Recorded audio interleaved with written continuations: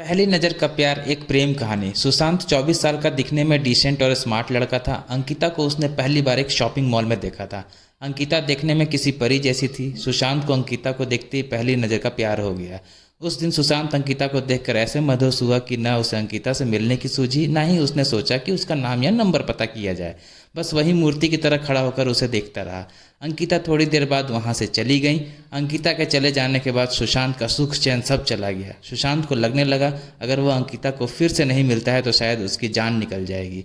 यह एहसास जितना दुखदाई था उतना ही अनोखा था। कहीं ना कहीं उसे यह सब अच्छा लग रहा था। शायद यह प्यार था, सच्चा प्यार। अंकिता को ढूंढने का कोई और जरिया था नहीं, इसलिए सुशांत अब हर दिन उसी मॉल में जाकर इंतजार करने लगा कि किसी न किसी दिन अंकिता वापस वहाँ आएगी तो वह उससे मिल पाएगा।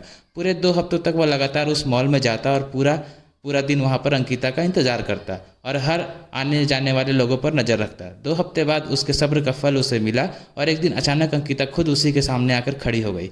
अचानक अंकिता को अपने सामने देख वो बहुत खुश हो गया और शॉक भी। उसके मुंह से कोई शब्द नहीं फूट रहा था। जब काफ़ी देर तक वह कुछ भी नहीं बोला तो अंकिता ने उसे कहा, क्या हुआ, इतने दिनों से मेरा इंतजार कर रहे हो और अब जब मैं सामने खड़ी हूँ तो तुम मुझसे बात नहीं करोगे? सुशांत ने चौंकते हुए कहा, हाँ करूँगा, बिल्कुल करूँगा, लेकिन पहले ये तो बताओ तुम्हें कैसे पता कि मैं इतने दिनों से यहाँ तुम्हारे लिए आता हूँ? मुझे यह सब इसलिए पता है क्योंकि जिस दिन से तुमने मुझे देखा और उसके अगले दिन से तुम यहाँ हर रोज़ मेरी तलाश में आने लगे, उसी दिन से मैंने भी तुम पर जासूसी करना शुरू कर दी थी। अंकिता ने कहा। सुशांत के मन में एक और सवाल कौन था। उसने पूछा, अच्छा ये तो समझ में आ गया कि तुमने मुझ पर बार जासूसी की है, लेकिन फिर भी यह क्लियर नहीं हुआ कि तुम्हें कैसे पता चला कि मैं तुम्हारी तलाश में यहाँ पर आता था। और एक सवाल कि जब तुम्हें यह पता चल गया कि मैं तुम्हारे लिए यहाँ आता हूँ, तुम्हें अजीब नहीं लगा या मुझ पर गुस्सा नहीं आया? अगले दिन आकर जब तुमने मेरे बारे में उसी दुकान में पूछताछ की जहाँ से मैंने ख़रीदारी की थी, तो उस दुकानदार ने तुम्हें तो मेरे बारे में कुछ भी नहीं बताया, लेकिन मैं उसकी रेगुलर कस्टमर हूँ, इसलिए उसने फ़ोन करके तुम्हारे बारे में मुझे सब कुछ बता दिया था। मुझे अजीब लगा था कि कोई क्यों मेरे बारे में छानबीन कर रहा है, इसलिए मैंने उसी दिन से यहाँ पर आकर तुम पर जासूसी करना शुरू कर दिया और दूर से ही तुम पर नज़र रखने लगी, अंकिता ने कहा। अंकिता आगे बोली, उस दिन सिर्फ तुम्हें ही मैं पहली नज़र में पसंद नहीं आई थी, मैंने भी तुम्हें मॉल में देखा था और तुम भी मुझे अच्छे लगे थे, इसलिए जब मैं तुम पर नज़र रखने लगी तब मेरे मन में तुम्हारे बारे में और ज़्यादा जानने की मंशा जागी, इसलिए मैं उसी दिन तुमसे बात करने के लिए नहीं आई और इन 2 हफ्तों में मैंने तुम्हारे बारे में काफ़ी कुछ जाना।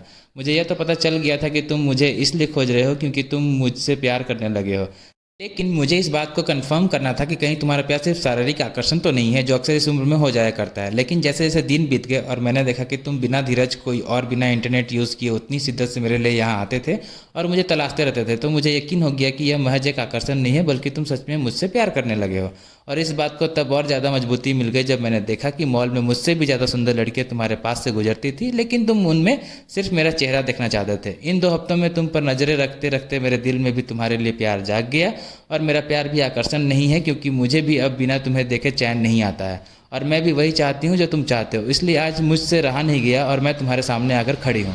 सुशांत ने अंकिता को अपना नाम बताया और उसका नाम पूछा और उसे प्रपोज किया। अंकिता ने हाँ कहा और दोनों के ही चेहरों पर अपने सपनों के हमसफ़र से मिलने की खुशी चमक उठी और एक प्यारी सी क्यूट लव स्टोरी का हैप्पी एंडिंग हुआ। तो दोस्तों, ये स्टोरी आपको कैसा लगा हमें कमेंट करके कमेंट बॉक्स में ज़रूर बताइएगा।